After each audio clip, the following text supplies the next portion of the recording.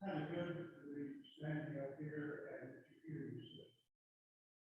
We miss our pianist, John, but we have our own accompaniment. It feels good, sounds good.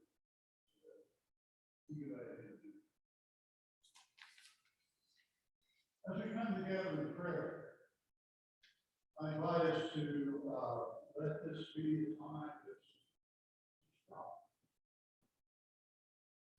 You've been busy all week. You've been working hard, perhaps, to catch up before you see behind with gardening. Maybe you jump ahead like some folks did. Now you've got to wait patiently to see whether or not what you planted is going to take. So we have all those things that also the world weigh on us, people that weigh on us, times that sometimes they weigh. It's time to share. It's time to allow yourself to be empty before God. And to let it be the love of God. Touch you.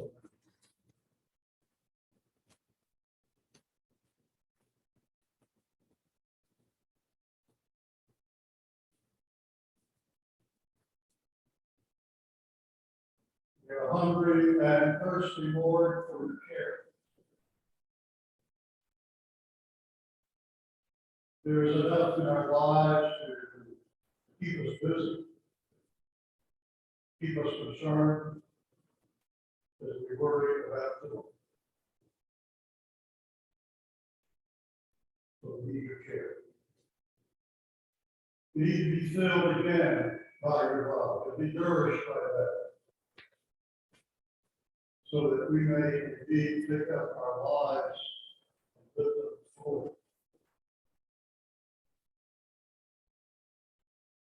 It is for your presence, O God, that we give you thanks. Knowing that without it, the lives that we live can be awfully wearisome. So we come now and stop and wait and listen and be nourished by your presence. For this, O God, we live in thanksgiving, that we know that in the full living of our lives, it is your presence that guides us.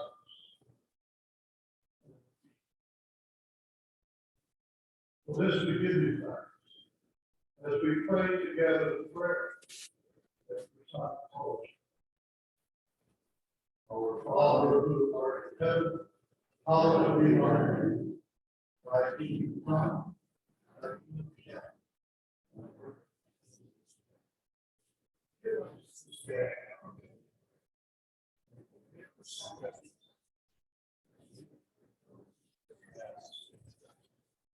Lead us not into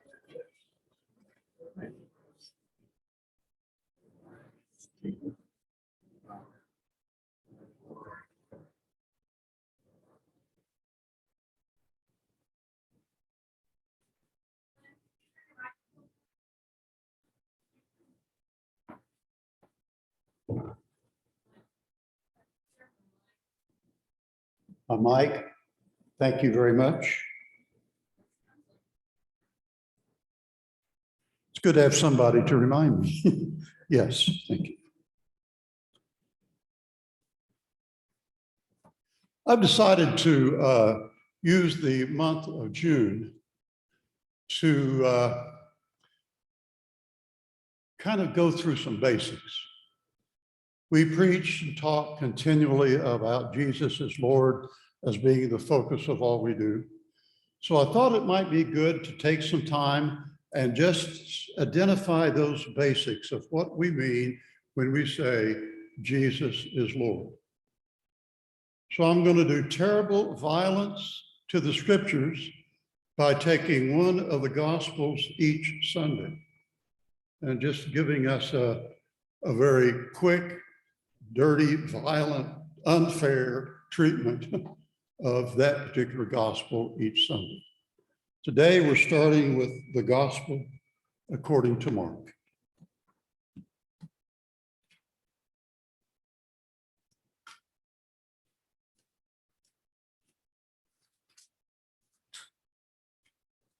You will remember that Mark starts out the beginning of the good news of Jesus Christ, the Son of God. There's nothing less than this that he intends to do, to give us the good news of the Son of God. So taking our reading from the 8th chapter, beginning with verse 31. Then he began to teach them that the Son of Man must undergo great suffering and be rejected by the elders, the chief priests, and the scribes, and be killed, and after 3 days rise again. He said all this quite openly, and Peter took him aside and began to rebuke him. But turning and looking at his disciples, he rebuked Peter and said, "Get behind me, Satan, for you are getting your mind not on divine things, but on human things." He called the crowd with his disciples and said to them, "If any want to become my followers, let them deny themselves and take up their cross and follow me. For those who want to save their life will lose it. And those who lose their life for my sake and for the sake of the gospel will save it. For what will it profit them to gain the whole world and forfeit their life? Indeed, what can they give in return for their life? Those who are ashamed of me and of my words in this adulterous and sinful generation, to them the Son of Man will also be ashamed when he comes in the glory of his Father with the holy angels." May God bless us in the reading of these words.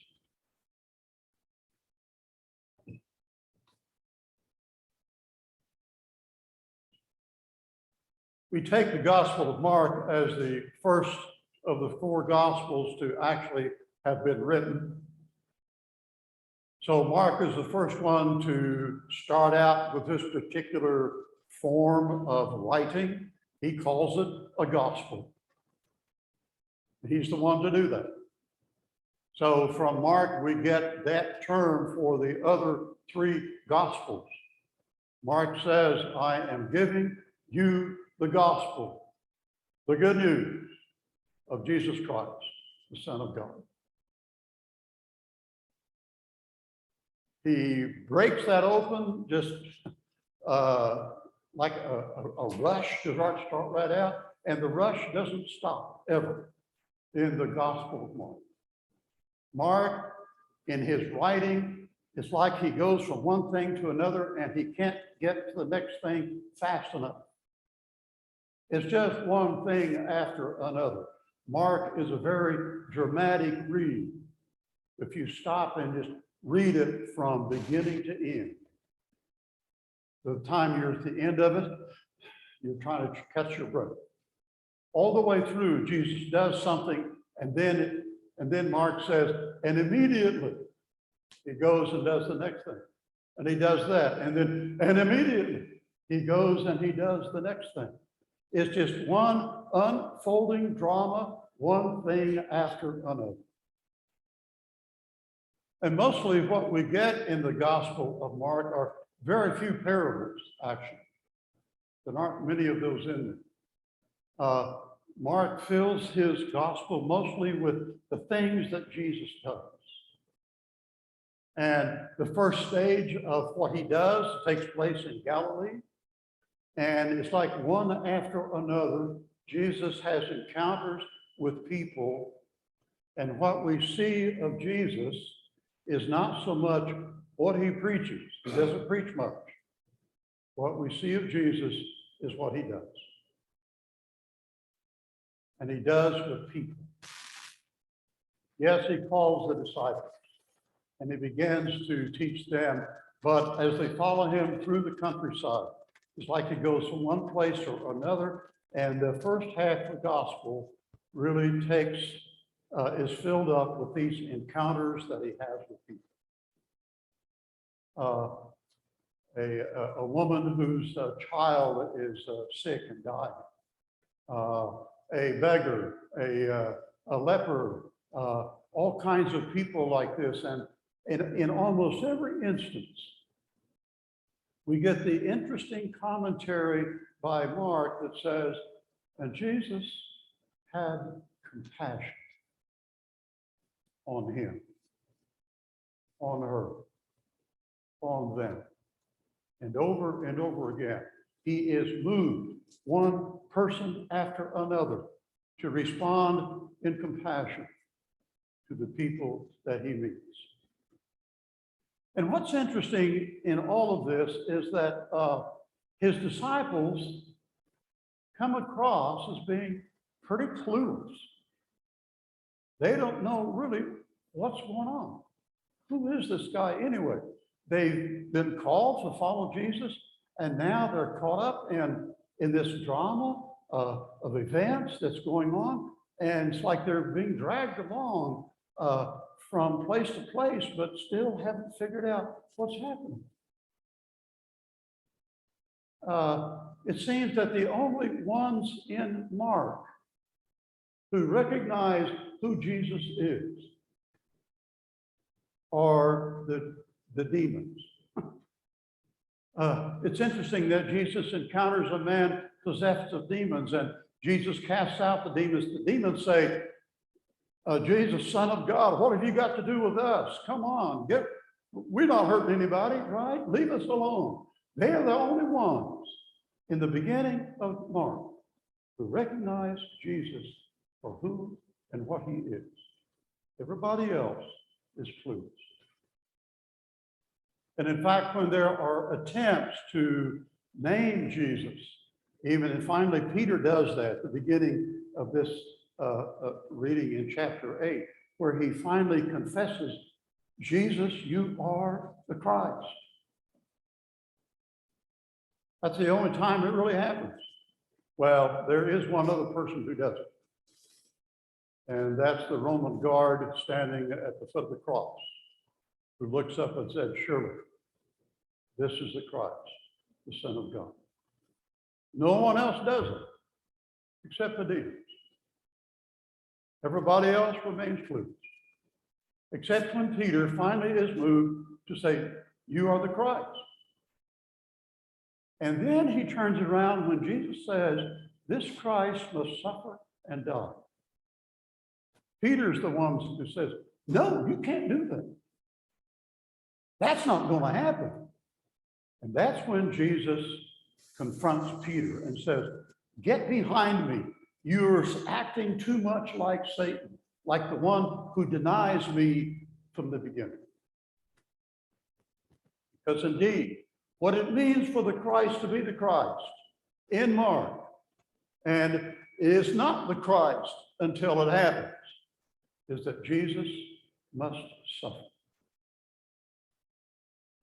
This seems to be the underlying theme all the way through.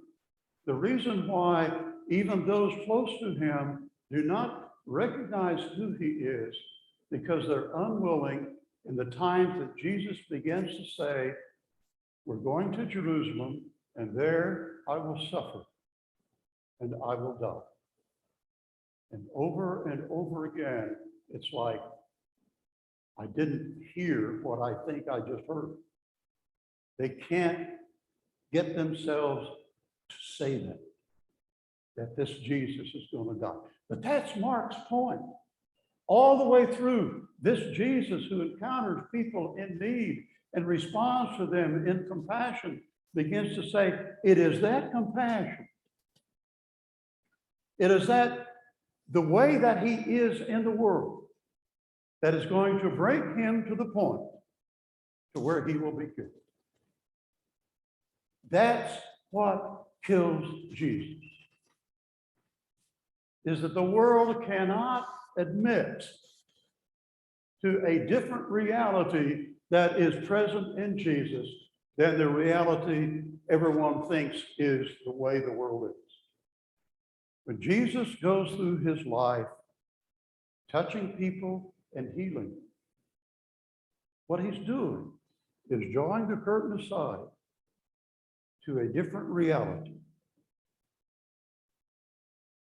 And the disciples, especially, but everybody else, can't see that reality.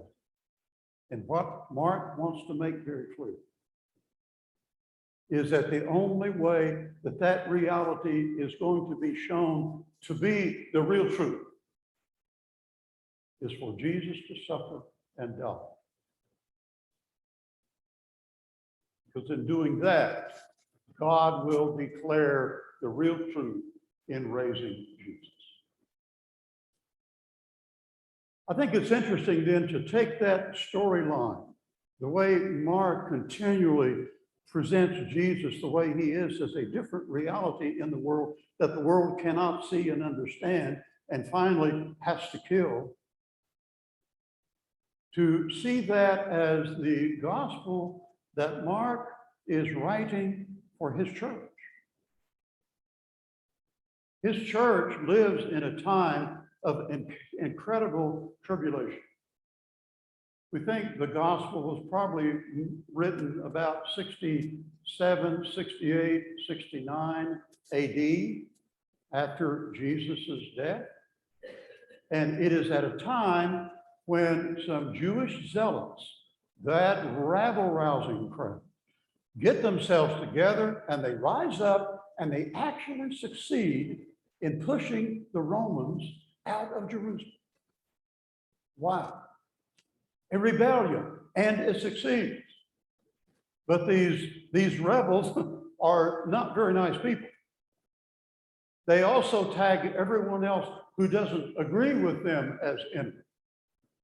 And so many Jews in this zealot uprising are themselves killed and executed. The leaders of the Jewish people, the priests, and the Christians are caught up in that. The Christians are not true Jews. And so it's like the zealots do not make a distinction between Jew or Christian. They're all in the same boat. They are the enemy. And so we have a whole lot of bloodletting going on. But then, of course, we know that Rome finally gets its act together and marshals its forces back together and goes in and just crushes the uprising, destroys a whole lot of Jerusalem, and destroys the Second Temple. So that after 70 AD, there's not a temple for the Jews anymore. It's in this time we think that Mark writes his gospel. So what he's writing to is a church in tribulation, is a church in a great deal of difficulty, where the world itself is being turned upside down, certainly the world of Palestine.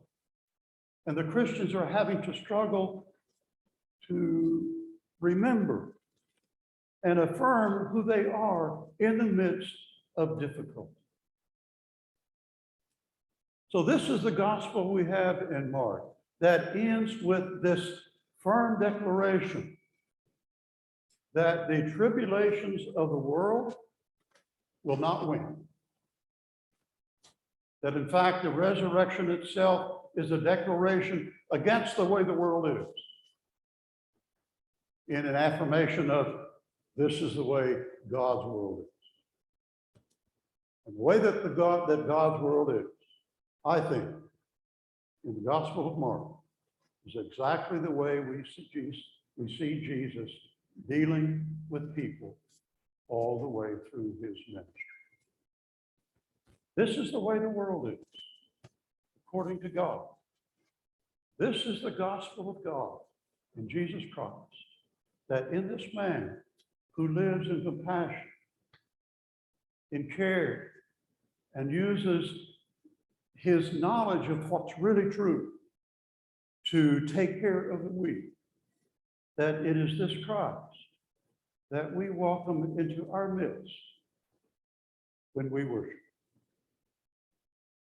Whether we're or not we see our world as in a lot of tribulation, if we do, then the Gospel of Mark may be of some comfort to us.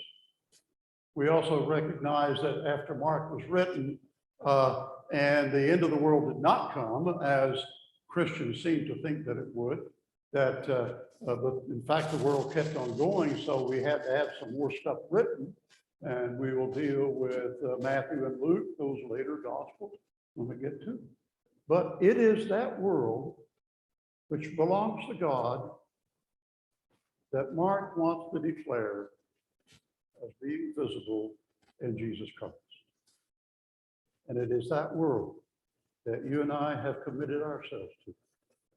We come here every Sunday and give ourselves anew to being disciples of Jesus Christ. Amen.